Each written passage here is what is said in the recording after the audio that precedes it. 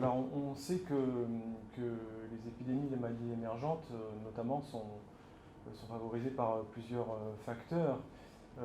D'abord le fait qu'il y ait des villes qui pénètrent notamment dans les espaces forestiers et qui mettent en contact les individus avec certains types d'animaux. On a aussi le développement dans certains bidonvilles d'animaux qui se retrouvent dans les cours, que ce soit des porcs ou autres en proximité des individus dans des contextes sanitaires difficiles. On a aussi évidemment les facteurs environnementaux, la sécheresse qui accentue aussi la pauvreté, la question de l'altération de la biodiversité dont on sait qu'elle favorise la réémergence de certaines maladies infectieuses, et puis aussi nos modes de fonctionnement, on va dire très modernes, avec la possibilité, notamment via le transport aérien, de se déplacer rapidement d'un bout à l'autre de la planète, et donc de favoriser le développement et la transmission à l'échelle planétaire de maladies. Donc une conjonction de facteurs, un certain type de développement, une crise environnementale avec notamment une chute de la biodiversité, des facteurs de pauvreté, des déterminants d'inégalité qui se majorent et qui font que certaines maladies émergentes et certaines épidémies, comme le Covid, peuvent se développer plus rapidement aujourd'hui. Alors le vaccin est une des armes fondamentales de lutte contre l'épidémie de la Covid. On l'a vu notamment les vaccins à ARN qui sont issus d'une technologie assez récente, enfin des 10 à 15 dernières années, mais qui a vu une accélération du fait d'un financement très important de la communauté internationale, des laboratoires pour produire notamment des vaccins à ARN. Mais on a aussi d'autres types de vaccins, comme le vaccin à virus diminué, que ce soit AstraZeneca ou autre. Ces vaccins, ils sont une arme fondamentale, on l'a vu, de lutte contre l'épidémie. Ils ont un impact fort, y compris sur les variants, que ce soit les variants anglais, que ce soit les variants indiens aujourd'hui, même si on a encore quelques doutes, et le variant aussi brésilien. Ce qui est important de savoir, c'est que cette épidémie de Covid nous oblige à une solidarité internationale, pas uniquement d'un point de vue idéologique, parce qu'on considérerait, c'est mon cas comme d'autres, qu'il faut pouvoir soutenir les pays les plus précaires dans la lutte contre l'épidémie, notamment en leur favorisant l'accès au vaccin, mais on sait que c'est un principe de santé publique de devoir, à l'échelle planétaire, vacciner tout le monde si on veut éviter qu'il y ait un effet, on va dire, boomerang, et qu'il y ait des variants qui reviennent, y compris dans les pays qui auraient été vaccinés et les plus précocement. Donc le vaccin est un outil de protection individuelle, il permet de limiter les formes graves de la maladie, et puis il permet aussi de limiter la transmission de l'épidémie.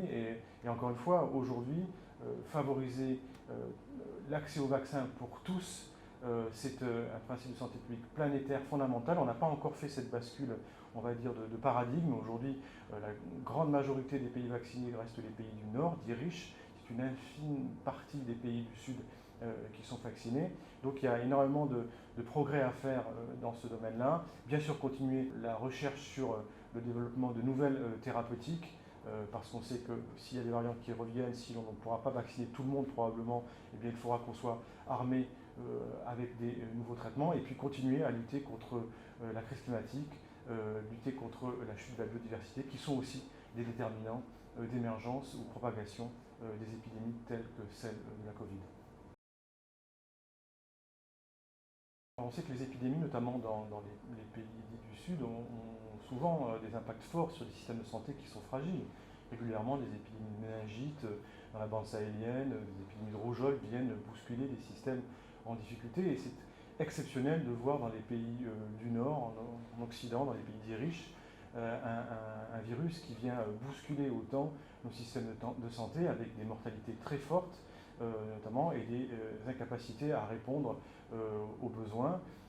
On l'a vu, y compris en France, dès le début de l'épidémie, nous avons été confrontés, nous les soignants, à une médecine de catastrophe dans un contexte de forte mortalité, avec énormément de cas, pas de vaccin, très peu de moyens de protection, pas de thérapeutique, et dans ces conditions, les autorités ont réagi de manière assez standard dans ces conditions, à savoir une protection du corps soignant, une protection des hôpitaux, des structures de prise en charge de soins, une protection des actions dites nécessaires et fondamentales, et puis bien sûr des mesures radicales pour limiter le développement d'épidémies, et je pense notamment au confinement.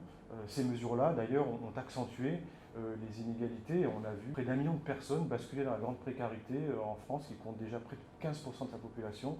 C'est 1 million de personnes supplémentaires qui ont basculé dans des logiques de survie du fait de la précarité en lien avec les mesures de confinement, les difficultés d'accès au travail dans ces conditions, les difficultés de pouvoir trouver des ressources. Donc notre système de santé est très impacté. On a vu des réponses, notamment du président d'emblée, des stratégies avec l'idée que nous étions en guerre, ce qui n'est pas forcément vrai, enfin, ce qui était vrai pour les soignants, mais pas forcément pour toute la population française. On n'a pas pris des bombes sur la tête comme les civils en Syrie ou ailleurs. Cette idée de mystifier le réel au travers d'une sémantique assez forte comme une sémantique belliqueuse, rend difficile les débats, les discussions de fond, et d'emblée on a vu une posture très verticale, du haut vers le bas de la décision politique, avec une approche très centralisée. Et dans un second temps, dans la mesure où il y avait un manque de moyens, manque de masse, manque de gel, on a vu la société civile se mobiliser, et de fait, la démocratie sanitaire reprendre ses droits, et des acteurs politiques qui ont été dans une démarche un peu plus participative, ont accepté l'idée d'impliquer dans les décisions les élus locaux, les soignants, parfois les patients. Et ça, on va dire que ça a été quelque chose d'assez exceptionnel. Ce virus nous a rappelé la nécessité de respecter les fondements de la démocratie sanitaire, où chacun a sa place dans la décision médicale, de surcroît dans un contexte de pénurie. Et la stratégie vaccinale, on l'a vu aussi, a été montée en charge progressivement. Les autorités ont été extrêmement liées au bon vouloir des laboratoires et qui ont égrené progressivement à partir de fin décembre 2020 des vaccins. Donc une montée en charge progressive avec une stratégisation sur les plus vulnérables, avec une ouverture progressive. Et c'est vrai qu'on peut se dire qu'aujourd'hui, n'importe quel acteur politique de droite comme de gauche aurait réagi de la même manière. Nos élus étaient confrontés à une pénurie de vaccins dictée par les laboratoires. Ce qui aurait pu être discuté, c'est les choix stratégiques dès fin janvier, notre président qui a décidé de s'affranchir des recommandations des scientifiques, de ne pas se fier au modèle qui disait qu'il allait y avoir de la casse en mars-avril 2021 si on nous relâchait trop de confinement. Et de fait, il y a eu cette casse-là et on était à près de 10 000 morts par mois. Je pense que ce qui a manqué dans cette vision nécessaire de la démocratie sanitaire, c'est la possibilité de discuter, de débattre sur le nombre de morts acceptables. 10 000 morts par mois, on ne peut pas fanfaronner sur ça, même si ça a été la position de certains conseillers du président. Peut-être que c'était le bon choix, mais ce nombre de morts, on va dire, acceptables ou acceptés, avec une tension entre les enjeux de santé publique, des enjeux sanitaires, de mon point de vue, aurait dû être plus discuté. On a encore des efforts à faire en matière de lutte contre les inégalités, en matière de réaffirmation des principes de démocratie sanitaire aujourd'hui en France.